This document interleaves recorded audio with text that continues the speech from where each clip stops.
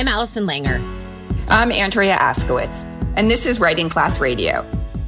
We are coming out with a 7-part series from a live storytelling night where we had 7 storytellers on stage at the Hub at Beth Am here in Miami on September 5th, 2024. And these 7 storytellers stood up and told their abortion stories in support of Yes on 4, an amendment to squash the 6-week abortion ban and bring back the same rights we had for 52 years with Roe v. Wade. This show called Our Abortion Stories was a huge collaborative effort. It started with Rabbi Greengrass of Beth Am, who called and said, Andrea, we have to do a show with abortion stories.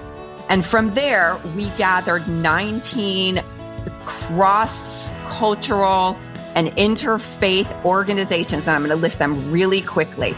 And all of these organizations, I will say, put up money, put up time, put their name out front to stand tall for abortion rights. And they are the Worker Circle, RAC Florida, NCJW, Tikkun Olam, Sisterhood of Temple Beth Am, Women of Reformed Judaism, Coral Gables United Church of Christ, Women's Emergency Network, Temple Israel, Temple Judea, Florida Women's Freedom Coalition, Catholics for Choice, Florida Alliance of Planned Parenthood Affiliates, Books and Books, Men for Choice, Equal Justice Society, the Women's Fund, Cuban American Women Supporting Democracy, and All Angels Episcopal Church. Can I just say really quickly that this happened because of you, Andrea Askowitz? Say it. Rabbi Greengrass called and asked us to host a show, and you took that show and said, I'm going to make this amazing. I'm going to get sponsors. We're going to make this awesome. And you did it.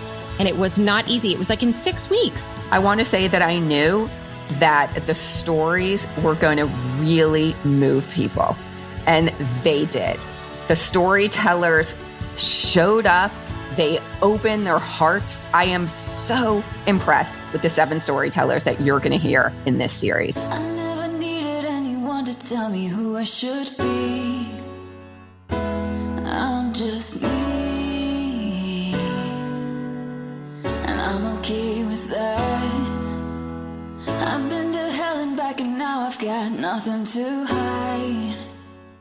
I did not want to have a baby. I started making phone calls to doctors, to Planned Parenthood, to the recently formed National Organization for Women. I asked where I could go to get an abortion. I could not get straight answers. But when that 15-week ban came down, I felt like a lot of you here. I was confused and I was pissed off. And then they turned around and tell us 15 weeks wasn't enough. And now they implemented a 6-week ban.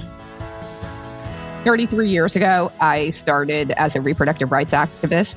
What I've seen in the since then is some movements like the gay rights movement has gained tons of traction. And now queer people can legally marry. And the reason is because we have come out, and not just come out so that everybody knows that someone that they know is gay or lesbian or trans or bi or LGBTQ. Blah, blah, blah, blah. Sorry. There's a lot of letters now.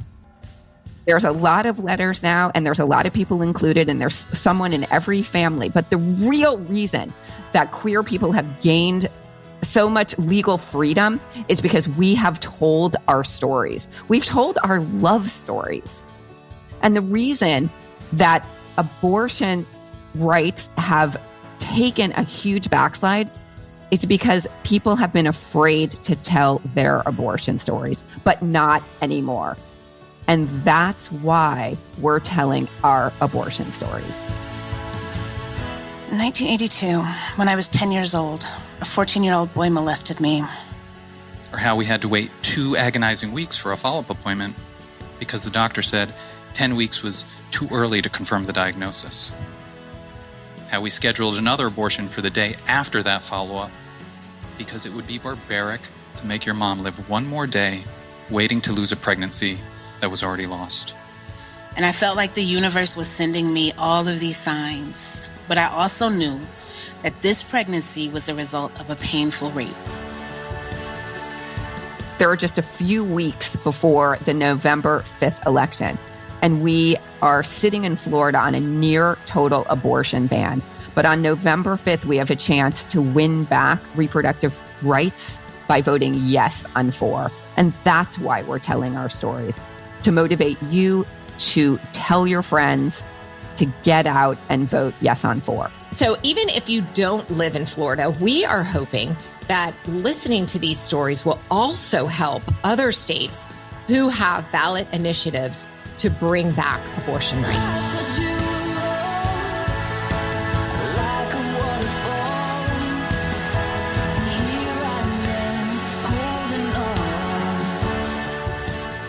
So stay tuned for 7 straight episodes of powerful, vulnerable, and incredibly well-told abortion stories.